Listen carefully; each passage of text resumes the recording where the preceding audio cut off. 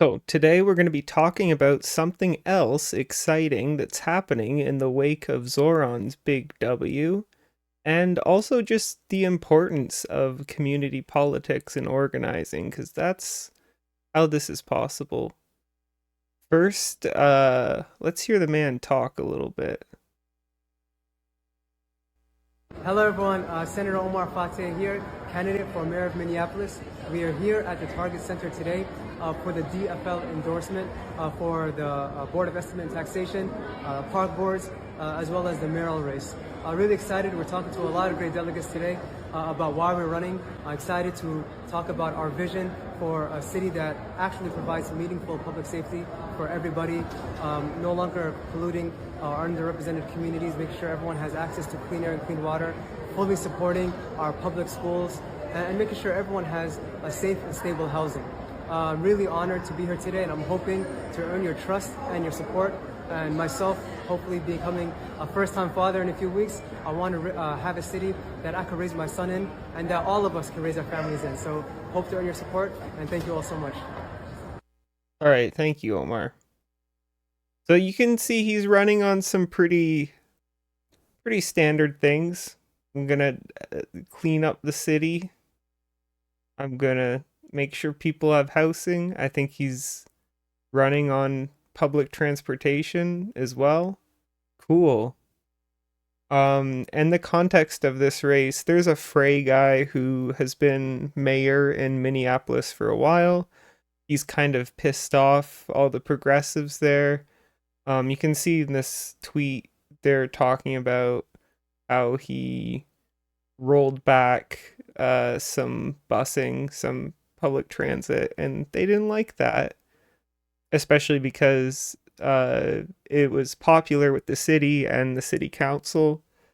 So it's not even like outside activists who have a problem with this mayor at this point. It seems to be like a lot of the city councilors oppose him.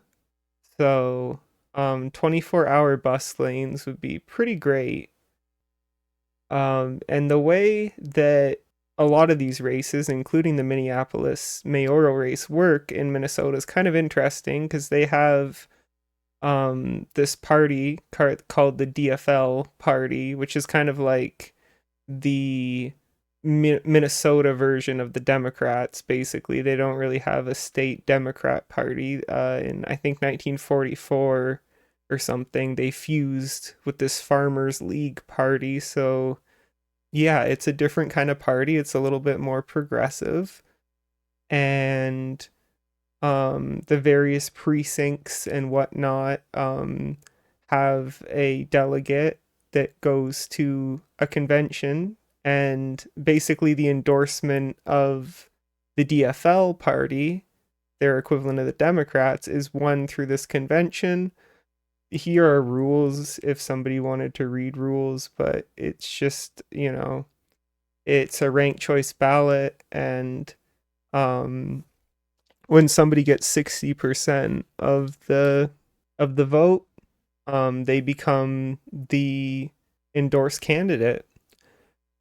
And there's a bunch of rules, but one of the irrelevant rules is I think by like the fifth ballot, if nobody has 60%, then they can move for no endorsement, and then a simple majority can vote to not endorse. So that happens a lot of the time. And the particulars of this race were that Omar there had such a good ground game that he was likely to be ranked first, or like have the most, first choice support at this convention. So for the incumbent mayor, his real goal here was just to try to block the endorsement, right? By like denying Fateh that 60% that he needs, basically. So what was interesting about this race as well is I'll just read a little excerpt from this article.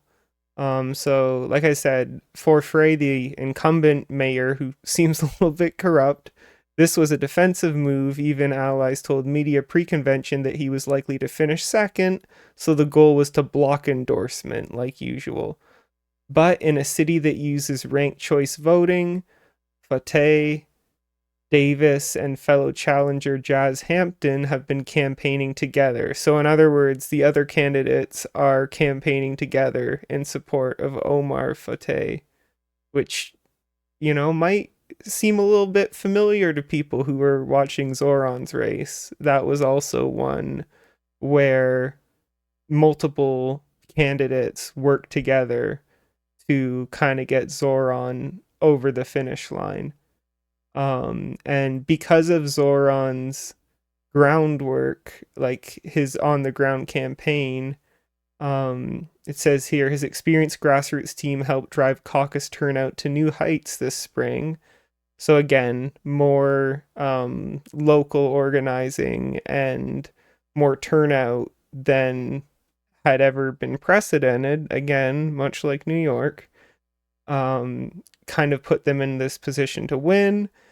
And the trio's delegates, these three candidates, their delegates coalesced to get Fateh over 60% of the vote. So that's pretty good. Now the incumbent mayor obviously has fundraising advantage, but that didn't help ultimately. They out-organized the well-funded, establishment candidate, again, just like New York. So he wins the convention. Yay.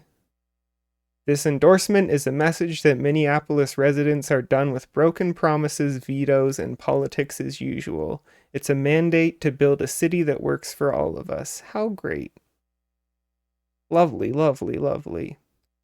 So he's a DSA candidate, like Zohran. Seeing a lot of parallels here. And of course,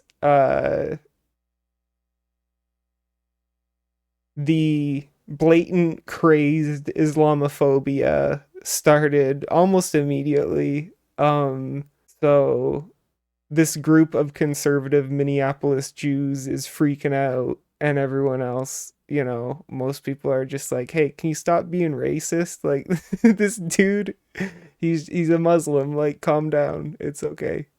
So the usual suspects are out in force to freak out over it, right? And like, I don't want to even pretend that the Minneapolis Jews, this organization represents Jews. It's Zionists, and they're probably backed by a bunch of like rich Christians, so it is what it is. That's what we expect in these places.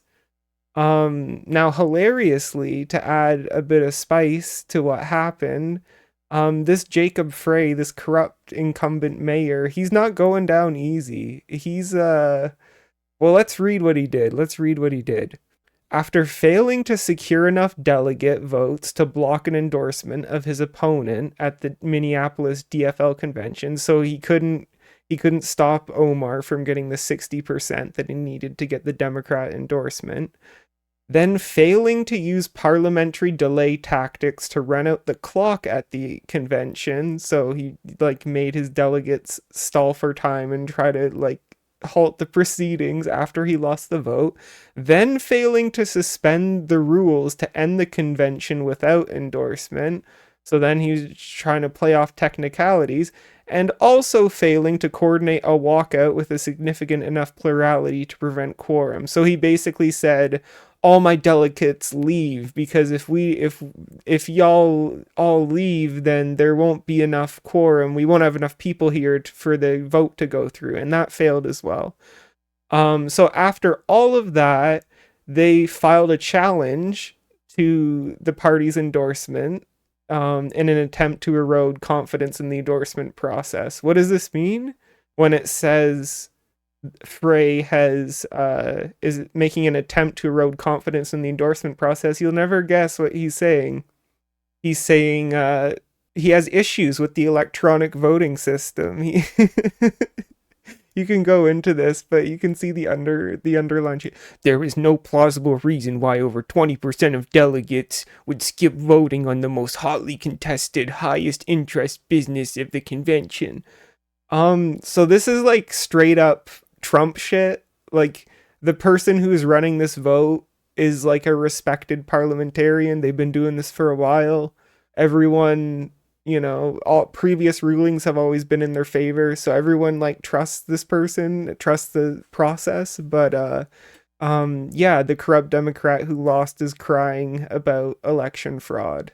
And it's kind of hilarious, especially if you think about this in the context of like any of the big bills Trump has tried to pass.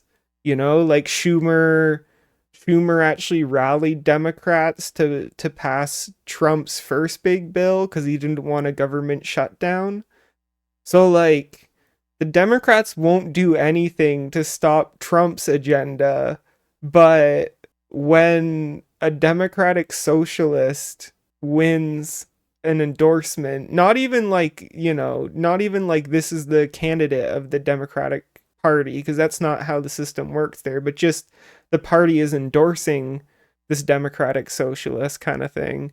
The corrupt establishment ghouls will go full out, electoral denial, just saying like this is a fake election, it's rigged, all that shit, basically, not conceding kind of thing. So I thought this was funny.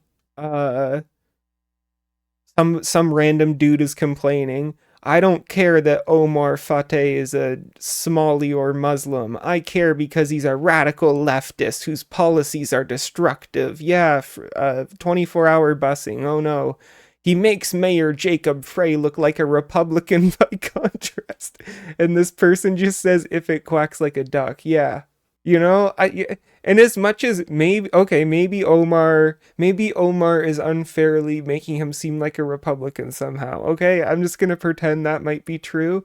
But when you lose and you do everything to interrupt the democratic process and you start calling electoral fraud when there's no evidence and everyone has trusted the process and everything, like you are making yourself seem like quite a bit of a Republican, aren't you? And of course, none of the Minnesota, like, even like Tim Walz, like, none of the Minnesota Democrats are like endorsing Omar, as far as I can tell yet. So it's a bit of a shit show. It definitely seems like the Democrats are not willing to accept that they lost this. And yeah, again, this is all possible because of local organizing. And basically, the whole thing started with counselors. So the really like the anti-fray movement has been going for years because of these counselors, and this Omar's campaign was just like a convenient kind of vehicle to drive that through, kind of thing, right? So it starts with community organizing over a number of years. It's kind of hilarious, though. You really wish that Democrats fought like Trump like half this hard. You know what I mean? They will go all out against the Democratic Socialists, though.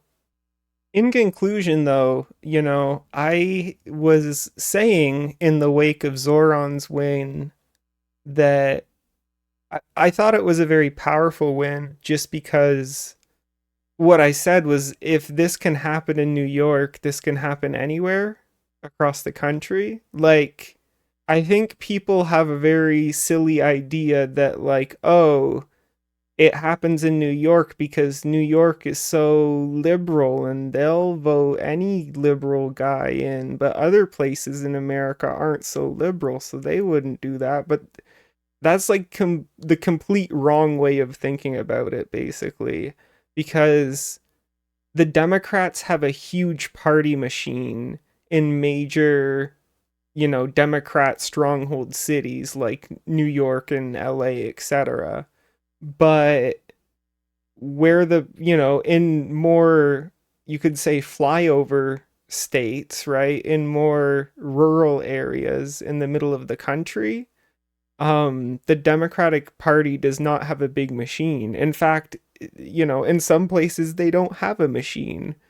They barely even try to win elections because they know that the Republicans can win. Um, so what I was saying before was that Middle America is actually where these Zoran type movements have the easiest time, in the sense that you only need like Zoran needed 50,000 over 50,000 volunteers to win, and like a national media profile, international even, to win the Democratic mayoral primary in New York. But if you're in like Nebraska, you need like, I don't even know if you need 100 people. You just might need like a few dozen people to like organize. You know what I mean? You need to like turn out a community college in your favor, and you probably have enough votes to like flip things in your favor and to like get rid of the Democratic establishment there. And this wasn't in the middle of nowhere, obviously. This was in Minneapolis, but it does seem like with some on the ground organizing, again, probably at least in part directed by the DSA, they were able to, have unprecedented participation in the convention, and that's what really cemented Omar's win. So this is basically literally what I predicted, like what I said I was excited about. This is why Zoran's win made me so happy. It's not, I mean, I'm not going to say I don't care about New York, but it's about the broader implications.